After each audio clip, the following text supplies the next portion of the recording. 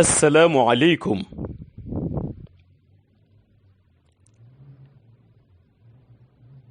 ñi ngi dellu di nuyu mbokk yu tedd yépp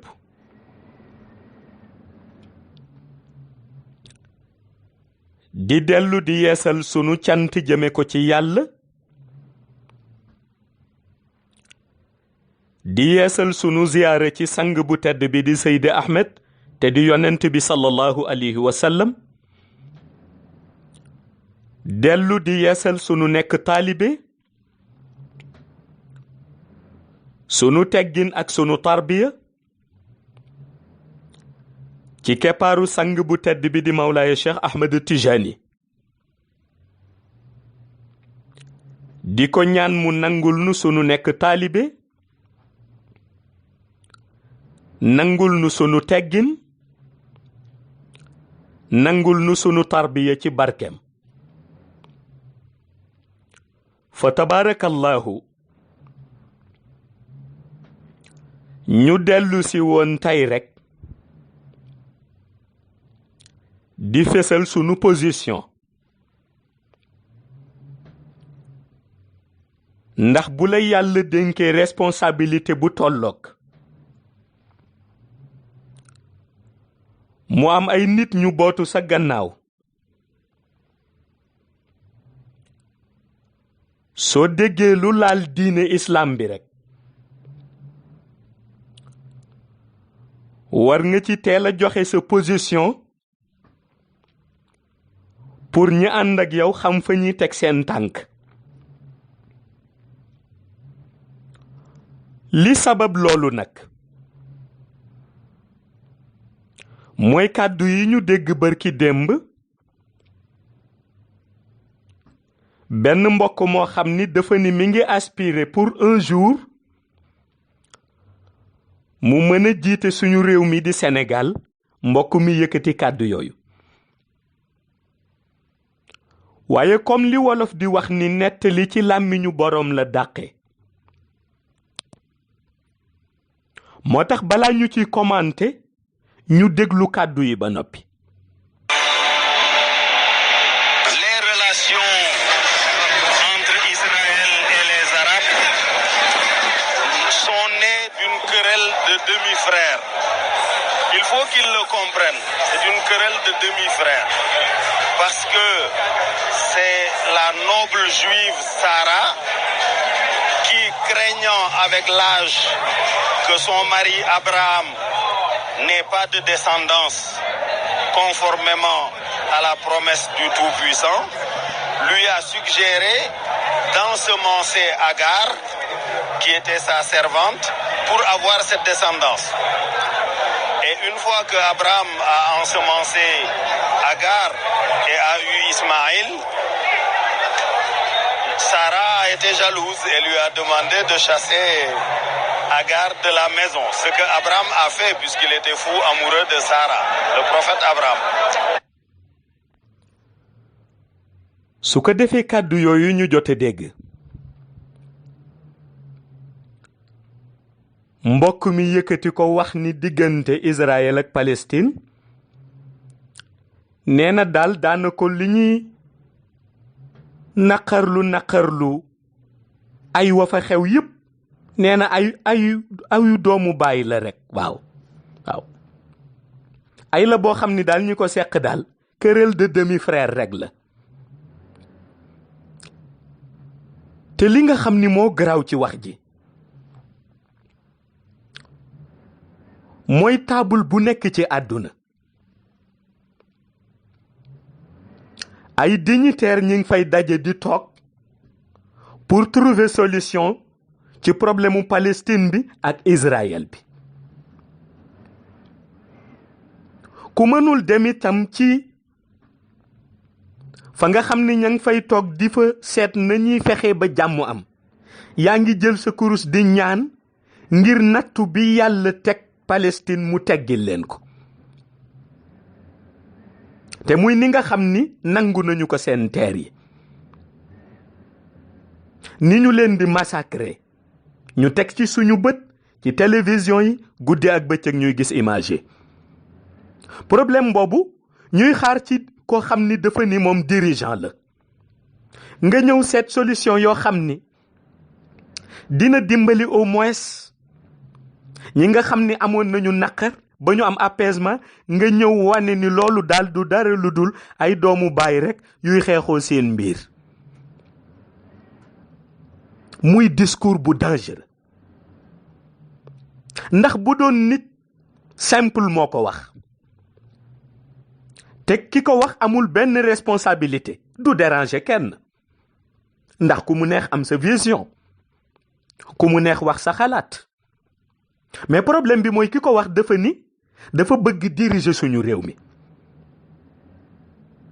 foofu la problème bi nekk boo gisee ñu tontu ki ko wax mooy ki ko wax dafa ñaan benn jour mu ni Sénégal li yépp topp ca gannaawam ñu koy xaar ci ban saafara la ñu mën a am ci problème mu Palestine bi wala sax mu wax loo xam ni jullit yi dinañu yëg ni kii am na yéene mu xamal ñu daal benn querelle de demi-frère rek la xoolal ma bii déception bi ñu am ci dégg koo xam ni dafa aspirer un jour mu diriger réew mi mu yëkkati kàddu gu mel nii mais beneen kàddu gi ñu ci choqué waat mooy problème bi mu wax ci le prophète Abraham gis nga yàlla dafa dogal soo waxee ni kilifa nga booy yëkkati sa kàddu même ki nga xam ni sa nawle la ngeen bokk dëkk bi sax booy wax ci moom xormaal ko yàlla dafa fonk kuy xormaal nit ak nit ku mu mënta doon ngeen bokk religion ngeen bañ bokk religion mais booy wax ci moom waneel xorma muy waneel teggin parce que nit qualité bi nga xam ni moo ëpp doole ci digganteem ak ña moo àndal nga xam ni su ko amee rek dinañu xam ni kii neex na àndal mooy mu am sagesse waaye boo waxee le prophète Abraham il était fou amoureux nangam wax da ngay yëg rek déjà manque de sagesse bi nga xam ni am na ci kàddu gi te loolu yëpp li ca garaaw mooy ku koy wax dafa wax ni dafa war nekk royukaay moom dafa war a un jour sénégalais yi topp ca gannaaw mu yëkkati kàddu yu mel ni nga seetlu ci ni mu wax ci le prophète Abraham ñàkk xorma bi mu ko ñàkk jox xorma waaye aussi ni mu wax ci problème bi nga xam ni li ci gën a yéeme mooy problème bi nga xam ni moo tax yàlla di wàccewaat yenent yàlla Isa ibnu Maryam ci monde shahada muy problème mu Palestine ak Israël nga gis kon ndekete li muy metti jullit yi nekk ci monde shahada waa xayb la gën a metti ba tax axiru zaman ñuy wàccewaat le prophète Isa ibnu Maryam pour mu trouver ci solution loolu yëpp nga ni querelle de demi-frère la xam nga loolu bu ko nit waxee faw xelu jullit yi dana am ca la mu dem waaye comme ni ma ko waxee kàddu gi jeexagul nañu dégluwaat. Donc tous les prophètes sont descendus de la branche de Ishaq, c'est-à-dire de Isaac. Jusqu'à Jésus, c'est tous des juifs. Jésus était un rabbin juif. Ensuite, un beau jour, un arabe bédouin d'Arabie leur dit: je suis celui qui clôture la liste et je suis le patron de tous ceux qui m'ont précédé. Et ils ont tous préparé ma venue. Les gens ont pété un câble. seetal ma kàddu gi moo ma ci gën a choqué ku tol ni yonent bi sallallahu alayhi wa sallam nga xëy rek ñëw ni un bédouin d'arabe maanaam benn nit koo xam ni daal boo ko xoolee rek ca village ya la jógee xamul la géej gi di riir xëy rek ñëw ni yonent yi nga xam ni yépp jiitu woon nañ ma man maa leen gën te man lañ doon xàjjal yoon wi xam nga loolu bu fekkente ni nit nga ko am xel da ngay yëg kiy wax ni mu sous-estimer le prophète de l'islam mais yonent bi sallallahu alayhi wa sallam mais ñëwul rek wax ni prophète yi ma jiitu woon maa leen gën, man lañ doon defal sama kii rek. mais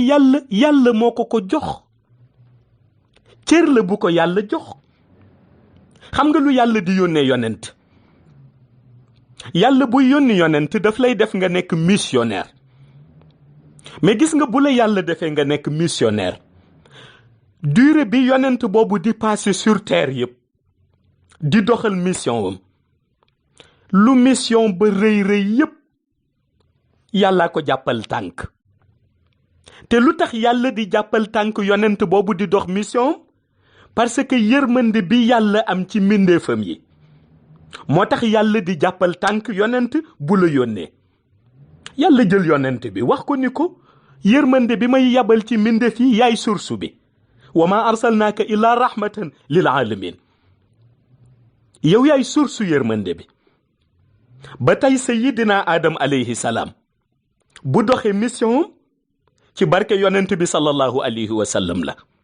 sayidina Muusa bu doxee mission ci barke yonent bi sallallahu alayhi wa sallam la. sayidina Isa ibnu Maryam bu doxee mission ci barke yonent bi sallallahu alayhi wa sallam la. yàlla jël yonent bi def ko muy le meilleur des êtres créés, waaye def ko aussi muy l'essence des bienfaits, def ko muy la lumière des cœurs. baat bi mu wax laqad jaakum rasulun min anfusikum azizun alayhi ma hanitum harisun alaykum bil muminina raufun rahim. yonent bi ñëw ak ay preuve am, preuve yu leer naññi, preuve boo xam ni mooy montrer sa suprématie vis-à-vis des autres prophètes. te islam rejeté wul yeneen prophètes yi. mais yenent yàlla Ibrahim mais ci islam la bokk, mais yenent yàlla Isa mais ci islam la bokk, mais yenent yàlla Adam mais ci islam la bokk. parce que islam mooy diine ji nga xam ni moom la yàlla agréé. moo tax yonent bu ñëwaat islam rejeté wu ko. islam amul xajji ak seen ci yonent yi. laa nufarriqu bayna ahadin min rusuli. yonent bi ñëw, yonent yooyu nangul ko ci xayba ndax moo leen jiitu ci xayba. bu ñu ñëwee itam ñu fésal mission am ci shahada. mais Isa ibnu Maryam annoncé na ko. Isa ibnu Maryam annoncé na ko. réalité boobu yëpp nga xam ni am na. ba yenent yàlla Isa ba mu ñëwee wax ni yaa bani Israila inni rasulullahi ilaykum musaddiqan lima bayna yadayya min at-tawrat wa mubassiran bi rasuli yaati min bahdiya ismuhu Ahmad. kon yonent yàlla Isa annoncé na ko. léegi bu yonent bi ñëwee ak suprématie bi ko yàlla jox, ñëw ak tedd nga bi ko yàlla jox, waaye ñëw ak réalité bi ko yàlla jox, mais yow nga yëkkati kàddu gi di wax si comme yonent bi dafa ñëw rek présenté wu alors que yàlla yónni woo ko. parce que kàddu gi ci loolu lay dellu si. boo nee un bédouin bu xëy un bon jour ñëw, mais nit ñi am nañu xel.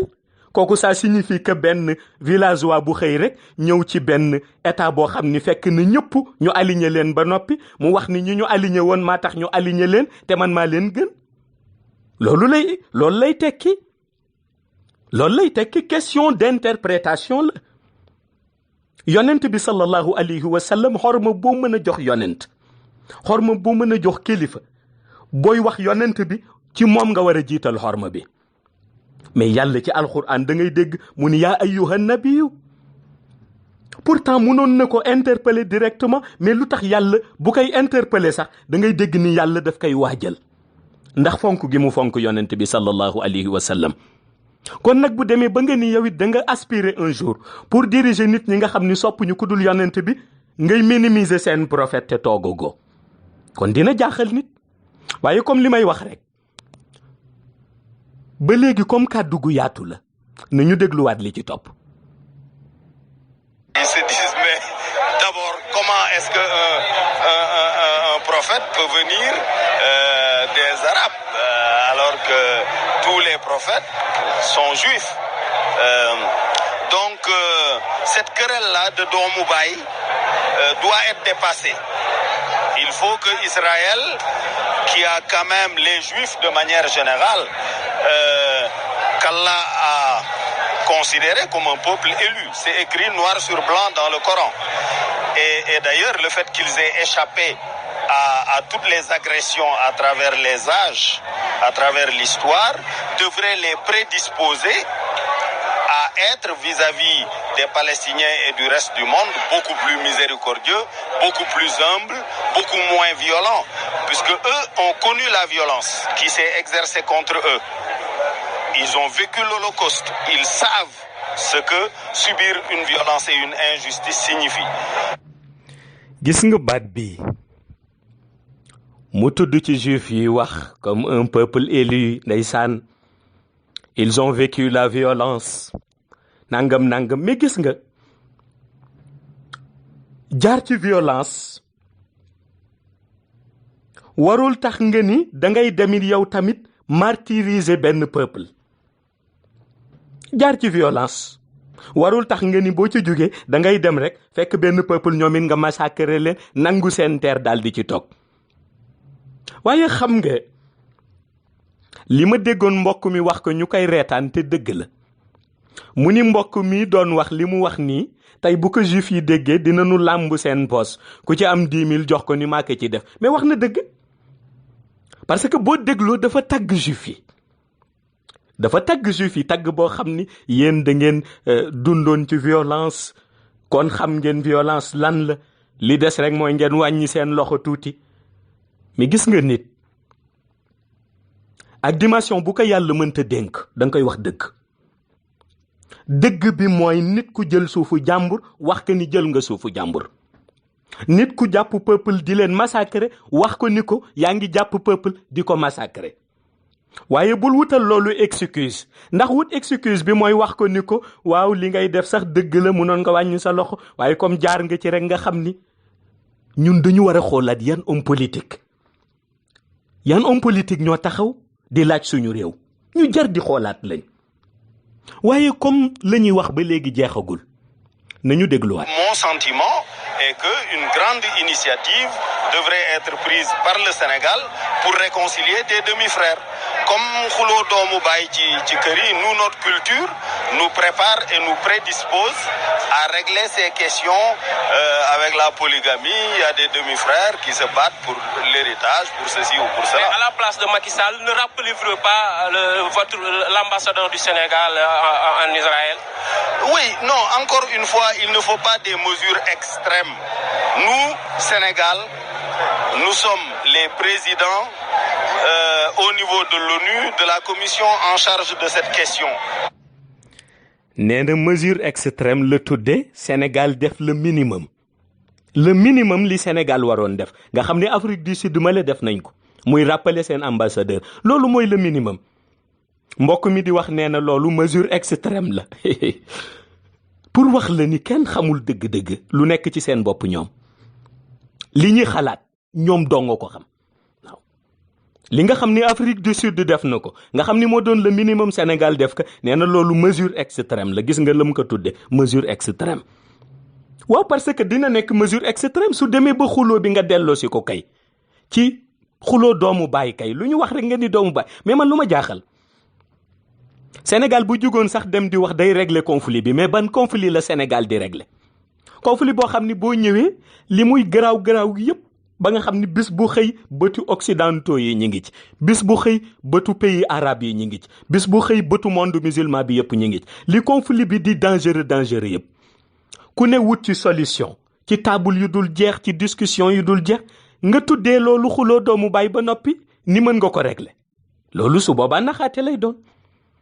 le minimum bi Sénégal waroon def en tant qu'un pays musulman rappeler ambassadeur Sénégal defu ko d'accord seen initiative la ñoom seen initiative la bu leen neexee ñu def ko xëy na ñoo xam lu tax defuñu ko mais nga ni loolu mesure extrême la kon loolu ba léegi day dellu si ci li nga xam ni loolu la nit ñu doon wax ni nañu déglu lu muy xalaat ba ci kanam. Nous sommes un peuple respecté par tout le monde. Bon, nous devons parler à tout le monde. Nous ne devons pas fermer la porte. Nous devons parler aux Arabes, nous devons parler aux Israéliens. Quand je suis allé récemment à la Mecque, j'ai été reçu par un des imams de la mosquée et je lui ai posé une question. gis nga parti bii moo ëpp solo ci wax ji moo tax ma bëgg ngeen déglu ko bu baax ba dégg la mu wax ni bi mu demee Màkka mu ni benn imam dalal ko nee na am na lu mu wax imam bi mais gis nga li mu wax imam bi moo yéeme te li mu wax loolu lay indi léegi ci alxuraan ni alxuraan weddee baat boobu mu wax. Un des imams de la mosquée et je lui ai posé une question. Je lui ai dit, mais Dieu dans le Coran ne parle pas de Makka, il parle de Baka. Et Baka renvoie étymologiquement aux pleurs. Alors pourquoi est-ce qu'on penserait que le lieu de pèlerinage serait ici et pas Jérusalem? Il m'a dit haram. Je lui ai dit, moi j'ai la preuve de l'endroit exact où c'est, mais j'en parlerai à vous deux réunis, Israël et Arabes. moo tax yàlla wax ni wa huwa allazi kafa aydiyahum ankum wa aydiyakum anhum bi batni makkata kon lu jar di bàyyi xel la xam nga ki wax ni yàlla tuddul Makka ci alxuraan kon moom bu jàngee alxuraan aussi xëy na jàng na yépp waaye kon tëb na aaya bi yàlla dafa ni wa huwa allazi kafa aydiyahum ankum wa aydiyakum anhum bi batni makkata kon loolu leer na noir sur blanc su ko defee nag baat bi nga xam ni moom la mujjel te daanu ci kàmb ndax dafa ni yàlla tuddul Makka ci alxuraan alors que yàlla tudd na Makka ci alxuraan yàlla éclaircir na place bi ñuy haje ci alxuraan te kenn gënul xam yonent bi sallallahu alayhi wa sallam fi muy teg tànkam te yonent bi sallallahu alayhi wa sallam bi muy montrer le chemin Makka bii la ñu wan Kaaba gii la ñu wan fa la daan haje ñu baax ñi fa lañ daan defee seen haj